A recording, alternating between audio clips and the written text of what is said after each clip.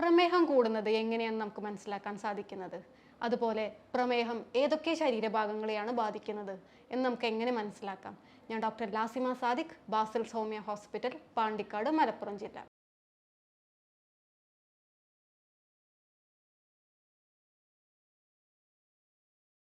ഷുഗറിൻ്റെ 3 classical symptoms എന്ന് പറയുന്നത് പോളിയൂറിയ, പോളിഡിപ്സിയ ആൻഡ് പോളിഫേജിയ. പോളിഫേജിയ എന്ന് പറയുന്നത് എന്താണെന്ന് വെച്ചാൽ ഇൻക്രീസ്ഡ് ഹങ്കർ, അതായത് സാധാരണ രീതിയിൽ ഒരു ഹെൽത്തി ആയിട്ടുള്ള വ്യക്തിക്ക് ഒരു ഹെവി എക്സസൈസിന് ശേഷമോ അതല്ലെങ്കിൽ 6 മുതൽ 7 മണിക്കൂർ വരെ ഭക്ഷണം കഴിക്കാതിരിക്കുമ്പോഴോ ആണ് ഈ രീതിയിലുള്ളൊരു വിശപ്പ് ഉണ്ടാവാറ്. പക്ഷേ ഷുഗറുള്ളൊരു വ്യക്തിയിൽ ഒരു ഹെവി മീൽ അല്ലെങ്കിൽ ഒരു ഫുൾ മീൽ കഴിച്ചതിന് ശേഷം കൂടി ഈ രീതിയിലുള്ളൊരു വിശപ്പ് കാണാറുണ്ട്. അതുപോലെ അടുത്തൊരു ക്ലാസിക്കൽ സിംറ്റം എന്ന് പറയുന്നത് പോളിഡിപ്സിയയാണ്. പോളിഡിപ്സിയ എന്ന് പറഞ്ഞാൽ ഇൻക്രീസ്ഡ് തേഴ്സ്റ്റ്, എപ്പോഴും വെള്ളം കുടിക്കാനുള്ള ഒരു തോന്നൽ. പോളിയൂറിയ, നോർമലി ഒരു ഹെൽത്തി പേഴ്സണ് 1.5 ലിറ്ററോളം യൂറിനാണ് ഡെയിലി പാസ് ചെയ്യേണ്ടതായിട്ട് വരാറുള്ളത്. പക്ഷേ ഷുഗർ ഉള്ള ഒരു വ്യക്തിയിൽ അത് 3 ലിറ്ററോളം വരാറുണ്ട്. ഇത് കാരണം അവരുടെ ഉറക്കത്തിന് വരെ പ്രശ്നം വരാറുണ്ട്. ഇതുപോലെ തന്നെ ഷുഗർ ഉള്ള ഒരു വ്യക്തിയിൽ എപ്പോഴും ഒരു ക്ഷീണം, ടയേർഡ്നെസ് തോന്നാറുണ്ട്. അതുപോലെ ഒരു ബ്ലാക്ക് ഔട്ട്, സ്ഥലകാലബോധം ഇല്ലാത്തൊരു അനുഭവം, അങ്ങനെയൊക്കെ വരാറുണ്ട്. ഇനി നമ്മൾ പറയാൻ പോകുന്നത് ഷുഗർ ഏതൊക്കെ ശരീരഭാഗങ്ങളെയാണ് ബാധിക്കുന്നത് എന്നുള്ളതാണ്. പ്രമേഹം എന്ന് പറയുന്നത് ഒരു സർക്കുലേറ്ററി ഡിസോർഡർ ആണ്. അത് കാരണം തന്നെ അത് എല്ലാ ശരീരഭാഗങ്ങളെയും ബാധിക്കാം. കണ്ണുകളെ, അതായത് ഡയബറ്റിക് റെറ്റിനോപ്പതി, കിഡ്നിയെ ബാധിക്കാം, ഹാർട്ടിനെ ബാധിക്കാം, അതുപോലെ തന്നെ നമ്മുടെ ഞരമ്പുകളെ ബാധിക്കാം, ഡയബറ്റിക് ന്യൂറോപ്പതി. ഇന്നത്തെ കാലത്ത് നമുക്ക് ഇറക്ഷൻ പ്രശ്നങ്ങൾ ഒരുപാട് പേരെ ബാധിക്കുന്നുണ്ട്. അതും ഷുഗറും അതല്ലെങ്കിൽ അതും പ്രമേഹവുമായിട്ട് ബന്ധമുണ്ടോ എന്നുള്ളൊരു ചോദ്യം വരാറുണ്ട്. തീർച്ചയായിട്ടും ഉണ്ട്. ഷുഗർ ഉള്ള വ്യക്തിയിൽ കാലക്രമേണ നമുക്ക് ഇറക്ടൈൽ ഡിസ്ഫങ്ഷൻ എന്ന് പറയും, അതായത് ബലക്കുറവിൻ്റെ പ്രശ്നങ്ങൾ സ്ഥിരമായിട്ട് കാണിക്കാറുണ്ട്. അതെങ്ങനെയെന്ന് വെച്ചാൽ, നമ്മൾ മുൻപ് പറഞ്ഞു ഷുഗർ ഒരു സർക്കുലേറ്ററി ഡിസീസ് ആണെന്നുള്ളത്.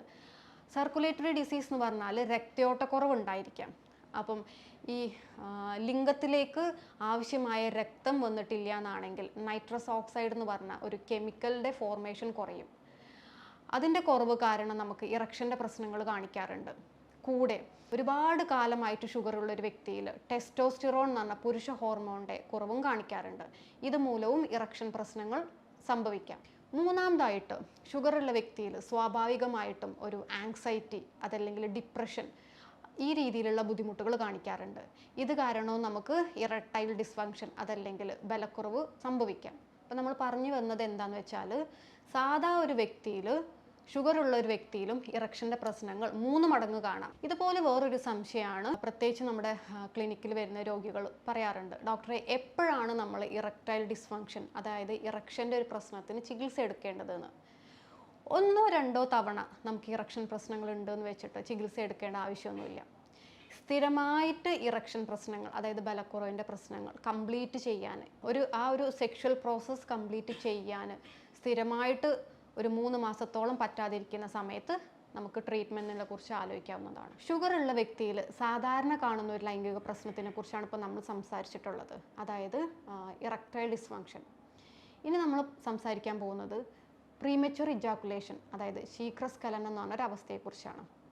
അതെന്താണെന്ന് വെച്ചാൽ, നോർമലി നമ്മൾ സെക്ഷൽ പ്രോസസ്സിലേക്ക് കടന്ന് 1 മിനിറ്റിൻ്റെ മുൻപേ സ്ഖലനം സംഭവിക്കുക, അതാണ് ശീഘ്രസ്ഖലനം എന്നുള്ളത്.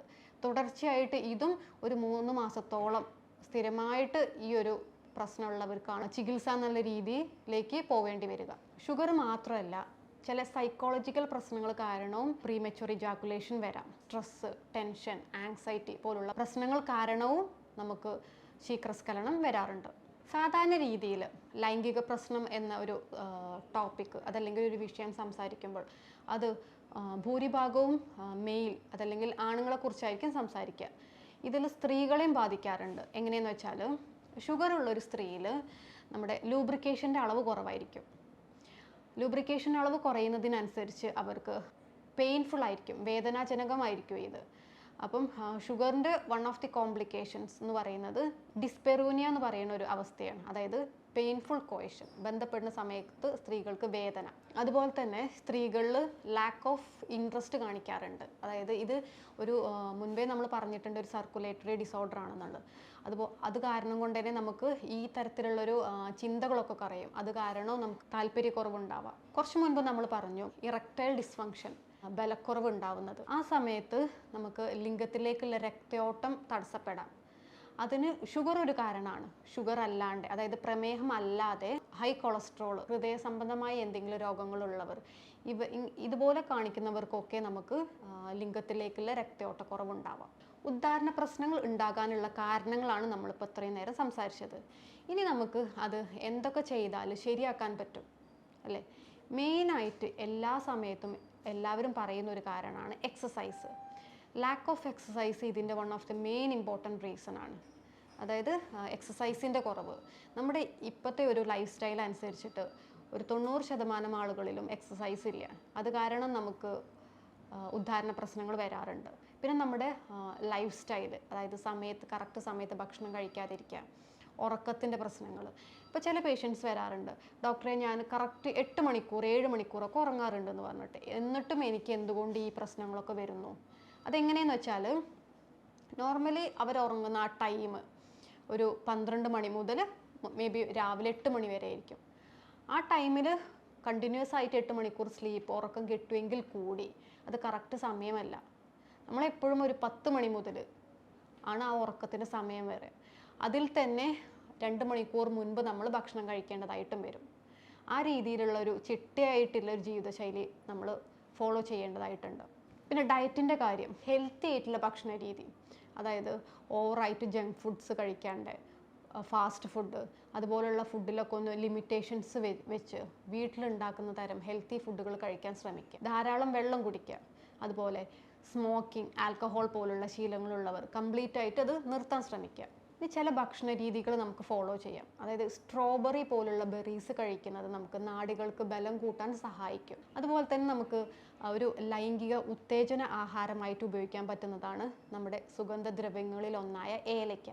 ആൻറ്റി ഓക്സിഡൻസ് കൂടുതലായിട്ടുള്ള ഡാർക്ക് ചോക്ലേറ്റ്സ് ഒക്കെ കഴിക്കുന്നത് മൂലം നമുക്കൊരു ഉണർവ് കിട്ടും. അപ്പോൾ അത് നമുക്ക് കുറഞ്ഞ അളവിൽ സ്ഥിരമായിട്ട് കഴിക്കാവുന്നതാണ്. ശതാവരി പോലുള്ള കിഴങ്ങും അതുപോലെ തേന് കഴിക്കാം. പിന്നെ ഷെൽ ഫിഷുകൾ, ഇതുപോലുള്ളതൊക്കെ നമുക്ക് സ്ഥിരമായിട്ട് കഴിക്കാവുന്നതാണ്. ഇനി നമ്മൾ സംസാരിക്കാൻ പോകുന്നത് ഷുഗർ ഞരമ്പുകളെ ബാധിക്കുന്നത്, അത് നമുക്ക് എങ്ങനെ തിരിച്ചറിയാൻ പറ്റും എന്നുള്ളതാണ്. ഇതിനാണ് നമ്മൾ പെരിഫറൽ ന്യൂറോപ്പതി എന്ന് പറയുന്നത്.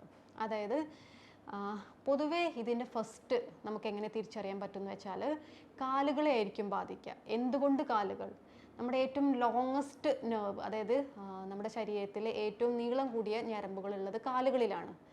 അപ്പോൾ പൊതുവേ ചില പേഷ്യൻസ് പറയാറുണ്ട്, ഷുഗർ വന്നിട്ട് ഒരു 4-5 വർഷത്തിന് ശേഷം ഒരു സെൻസേഷൻ അറിയാണ്ടിരിക്കുക. ചില പ്രമേഹ രോഗികൾ പറയാറുണ്ട്, ഡോക്ടറെ എനിക്ക് കാലിൽ മരവിപ്പാണ്, അതല്ലെങ്കിൽ കാലിൽ തൊട്ടാൽ അറിയുന്നില്ല, ഒരു ഷോക്ക് ഉള്ള ഒരു വൈബ്രേഷൻ വരാറുണ്ട്.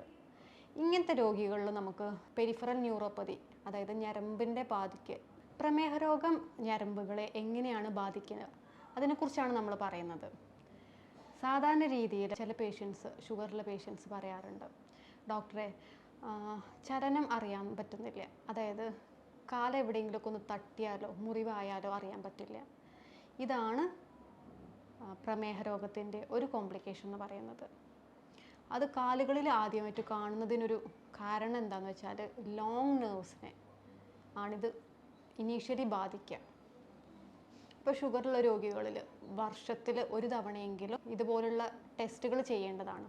ഇത് മനസ്സിലാക്കാൻ വേണ്ടിയിട്ട് നമുക്ക് നെർവ് കണ്ടക്ഷൻ സ്റ്റഡി എന്ന് പറഞ്ഞ ഒരു ടെസ്റ്റ് ചെയ്യാൻ പറ്റും. പിന്നെ ഷുഗറിൻ്റെ ഒരു കോംപ്ലിക്കേഷൻ എന്ന് പറയുന്നത് ഡയബറ്റിക് ഫൂട്ടാണ്. അതായത് മെല്ലെ ഒന്ന് തട്ടിയാൽ കൂടി ഇവർക്ക് മുറിവാകും, പക്ഷേ ഈ ഒരു നെർവിൻ്റെ പ്രശ്നം കാരണം മുറിവായതുപോലെ ഇവർക്ക് അറിയില്ല. ഷുഗറുള്ള പേഷ്യൻസിൽ മുറിവായാൽ ഉണങ്ങാനും ഒരുപാട് സമയമെടുക്കും. അപ്പോൾ ഇങ്ങനത്തെ പേഷ്യൻസിൽ ആണ് പിന്നീട് വിരൽ മുറിഞ്ഞു ചാടാനും അതുപോലെ ഒരു കാൽഭാഗം വരെ ആംബ്യൂട്ട് ചെയ്യാനുള്ള സിറ്റുവേഷൻസ് വരാറുള്ളത്. ബേസിക്കായിട്ട് നമ്മൾ എപ്പോഴും കുറച്ച് കാര്യങ്ങൾ ശ്രദ്ധിക്കേണ്ടതായിട്ടുണ്ട്. ഷുഗറുള്ള വ്യക്തികളിൽ നമ്മൾ സ്പ്ലിറ്റ് മീൽസ് എന്നാണ് പറയാറുള്ളത്. 3 മെയിൻ മീലായിട്ട് രാവിലെ ഉച്ചയ്ക്ക് രാത്രി കഴിക്കുന്നതിൻ്റെ കൂടെ തന്നെ ഇടയിൽ 3 മീൽസ് കൂടി അവർക്ക് കഴിക്കേണ്ടതാണ്. തുടക്കത്തിൽ നമ്മൾ പറഞ്ഞു ഷുഗറുള്ള വ്യക്തികളിൽ വിശപ്പ് കൂടുതലായിരിക്കും.